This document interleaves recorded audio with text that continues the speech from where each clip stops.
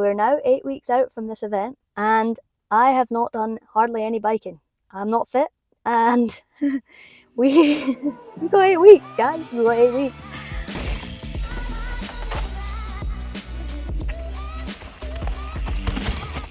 What's the marathon champs going to require? Just repeatable threshold over and over again, and quick recovery. However, I was really pleased with what I was able to do at the weekend just then, having done none of that. The system, I think, is there. I think we just need to hone it in, basically. You're in a beautiful position because you're coming in from undertrained rather than overtrained. Yes, yeah, that's a much better place to be because you can always work harder. You can always work harder. Rotorua is going to have like that 15-20 minute climbs. You've got to be able to descend, and you'll recover on that reasonably well because you're a super capable descender compared to others, you know? So yeah, I think the key thing is to really build that 20-minute engine that you have. Yep. And then like closer to the event, spurting in some like more closer to that like 1 minute, 4 minute hard ones. Really hard one. So how are we going to train for the Walker 100? Now that's a big question. There are a lot of different ways to train for this. We've got 8 weeks, and this is the 5 things that I'm going to focus on. So first of all, endurance. And that is just going to be time on the bike. We're just going to spend some hours in the saddle, getting the body, getting the legs, getting everything used to just riding for a long period of time again. And then that is just going to happen consistently over those whole 8 weeks. And if there's anything you take away from this, is that the key to training is consistency. Just keep turning up and keep doing it over and over again, and that will help you improve massively because all of those gains add up. Second of all is technical skills. Now for me, I've spent the last 10 years being paid to ride down hills, so I'm fairly confident in my technical ability. Of course, I can always get better, but we've only got 8 weeks, so it's not going to be a main focus. The main focus of this element will be the time on the trails, getting used to the bike because it's a different bike, I'm not used to it. I need to be completely at one with it, I need to know its limits, to be just really comfortable on it. Also getting my body used to being in a new position, etc, etc. So getting the time on the trails is going to be a really big deal. Now, if technical skills is something that you need to work on, that is going to make a huge difference in this race because we've got so much single track. If it's something that is a weakness for you, you're going to lose a lot of time. You can't gain too much time, I don't believe, on these descents, but I do believe you can lose a lot because as soon as you start getting tired, you make more mistakes. I'm going to make even more mistakes just because I'm going to be tired. So if it's somewhere that you need to improve, do make time for that in the next 8 weeks. Get on the bike, get used to riding on the trails. If there's a skill you need to work on, do it. Next up is strength and mobility. So I'll be looking at 1 to 2 times a week. You can up that to 3 if that's something you need to improve on. For me, I'm going to be looking more at just bodyweight stuff, some core and any injury prevention areas. So I'm working on my glutes and trying to make sure that my back is nice and loose, that my shoulders and everything are operating as they should. Again, injury prevention is huge with this kind of thing. Foam rolling, a massage, all that stuff, just to try and keep the muscles and everything moving as they should. Daily mobility, again, absolutely key. With this kind of volume and trying to cram for the next 8 weeks, you need to keep on top of that in order for the body to manage the whole of the training program. So that's a big key. Next up is repeatable threshold power. Now this is huge as well because you've got the endurance base, but you also need to be able to push hard. Okay, we're going to take a very quick and basic look at what threshold is. So if this black line is your whole energy system, this lower level for low intensity stuff is your aerobic energy system. This is when you're just riding along, you're chatting with friends, you can ride all day, it's not really having much impact on you. This system uses oxygen to produce the energy, it is just pretty chill. Then at the other end, we've got harder intensities. Now this is your anaerobic energy system, which uses fuel sources without oxygen. It's not sustainable. And what does that feel like? Well, this is when your legs are starting to burn because your body is producing lactic acid. It's when you're breathing really hard. This kind of zone is not very sustainable for very long. Now your threshold is the point where these two systems meet, and it's a sweet spot where your body is able to clear the lactic enough that you can sustain the power for a while longer than when you're fully just lactating up and just that burn is not sustainable, you're going to blow up really soon. So that real little sweet spot is your threshold. and that is a zone that we are going to be using to train. Now we're measuring that in order to create our other zones, so we know what an easy intensity ride is and we know what a hard intensity ride is. We'll be using the power meter for that, and that is what's coming up at the end of this episode. By spending time in this zone, the idea is to try and improve that. What will we be doing? We'll be doing 6 to 20 minutes in that zone. So we'll be adjusting the interval time to make it harder, or we can adjust the recovery time to make it harder, one of the two. So it just depends what we're going for. But those are the two ways to make that session harder. And over the years, in the most basic training program I had, which was highly, highly effective. Now, you don't need to make this complicated, okay? We did 1 to 2 sessions of this kind of work a week, and I got really, really fit. Again, it comes back to that consistency. So you're going for the quality over quantity with this. It's hard work. You don't want to dig a hole, but you do want these kind of harder sessions in there. That's a really big one for me. Next one is just some top end power. I think it's always good to have and good to push the body to that full blowout. And we'll be doing that closer to the race, and that will sort of finish us all off. So that's the rough gist of training for the Walker 100 in 8 weeks. So I want to ease into it, and by ease into it, like take 5 days. So I'm just going to pause there for a second just to explain to you that this is a timeline. The big boxes are the weekends, the lines are the weekdays. This is the timeline we have between now and the Walker 100. But then be pretty ambitious with like riding times, like getting up to like 4 hours a day after day after day after day. Obviously have, some time to recover, but I want to see easy 20 plus hour weeks. So Sick. Yes, finally. Yeah, but again, it's just like, what does success look like by the time you leave Canada? 7 out of 10 on the animal scale. What does that mean? I think that means you've kind of had that time to, and you sing in here too. I think it's like you've got that confidence of being able to pedal for 6 hours. Just moving on a bike for 6 hours, because it's been a while. And then the other piece would be, I think that's it, to be honest. I don't want to overcomplicate it. And then when we get back to New Zealand, then you're layering in this, and also that 20-minute threshold pace, right? Because that will build within here, but I don't want to start like properly testing it until back to New Zealand.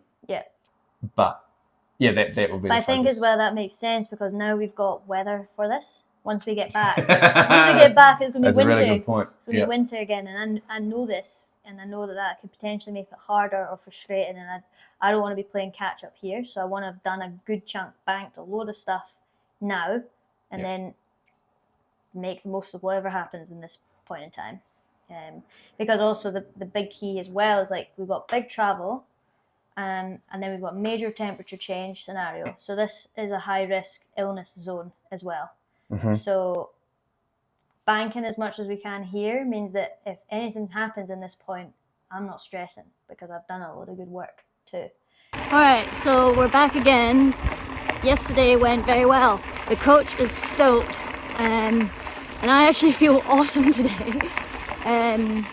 So we're going to do a 20-minute power effort, and this will give us just some good stats. It's generally what you use to measure. So the 20-minute test is usually what you use to like give you a rough guide of what your hour-long power is.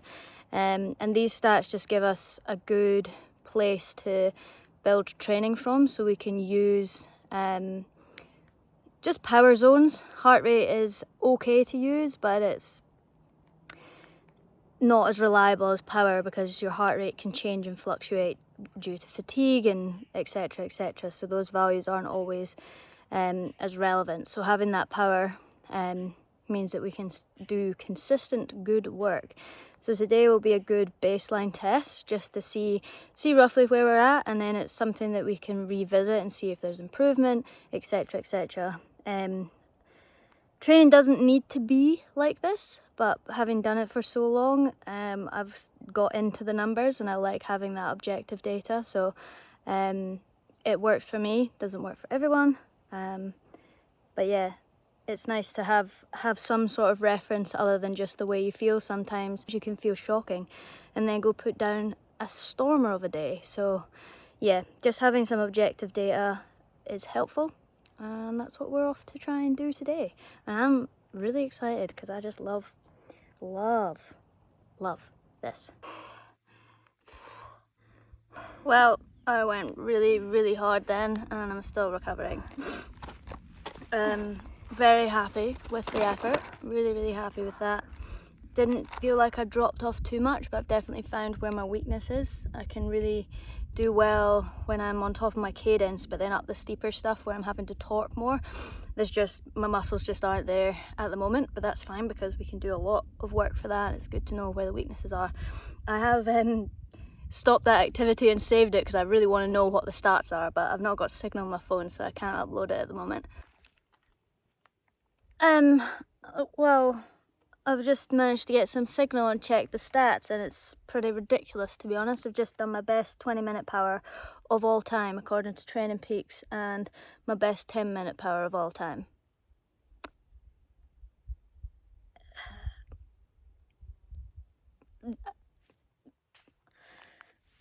I've used this power meter before. Like, I used the Quarks power meter. That's the same power meter I have on my road bike, which is where I've done all my other power testing. But I've found that the Quarks is pretty consistent. I'm a little bit lost for words, to be honest, but I have had a conversation with a friend of mine who's done less, you know, has a huge base of training behind them, has done less and has started doing their best powers ever.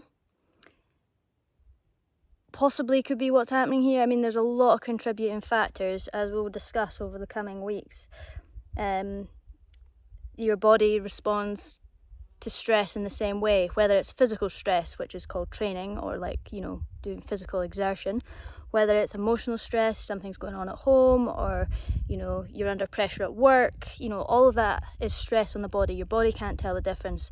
So my work and life stress is significantly lower these days because of a lot of reasons, and I've had an extended period of time where I've not been stressing my body, as in I've not been physically pushing it to the max constantly, and I've not been under extreme pressure of racing and trying to deal with all the things that go along with that when it's not quite going right. So I think there's a lot to be said for extended rest.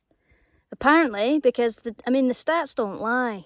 This is just kind of blowing my mind a lot, but this is only the beginning, and that's what we've got to remember. This is week 1. You can have good stats on week 1. I'm relatively fresh, but it's how do you improve on that? How do you move forward in a constructive way, not blow yourself up, and be ready for race day? And that's going to be the key factor. But it's good to have a positive start. It's really good to have a positive start, but it is really interesting that you work hard all of these years and then you take 10 months off, come back, and you're stronger than you've ever been. Like, this is actually crazy. Anyway, I'm looking forward to seeing what the coach says.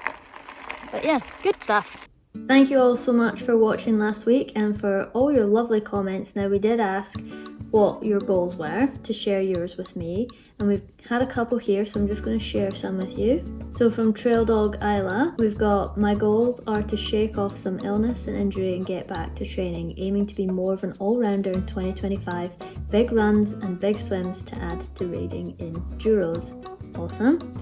Thank you. We've got another one from Bionic 909. My mate's goal this year is to get fit enough to ride all day and be able to do it again the next day in Morzine. My goal is to be able to do one run in full without being beep. So, cooked. So those are just a couple of the goals that we had. There are so many resources out there on the internet for how to set goals. I would recommend just Googling that, looking it up, finding what works for you, find what resonates with you. The key component next is then to ask yourself, why is that important? And ask yourself why so many times that you break it all the way down so you find out the true motivation in what it is that you're trying to achieve. That's going to keep you in line and closer to your purpose. which just makes everything flow a lot better. And I've spent basically all of my career trying to get to that point. It was with help from my mental performance coach, Alan, that helped me find mine. And when I really struck it all the way back, it is to do with pushing my limits and being curious about what's possible. And so all my goals now align with that. So yes, I want to finish the Walker 100 in under 7 hours, but that's because I want to push my limits and I'm curious about what's possible. And maybe I'll go even quicker than that, maybe I'll go slower, but I'm really curious about what I'm capable of. And that's a really positive motivation for me. And it allows me on harder days to be like, this is really hard, but this is me getting closer to finding out what I'm capable of. So that's your kind of first task in terms of the mental performance side of things as we work our way through this series, is to first of all find out why it is that you've set this goal, what it is that's truly motivating you. And then next week I'll give you a next hot tip. So last week I asked you for your goals. This week I want to know any training tips you've got. We've been talking all about the training. I want to know what's worked for you.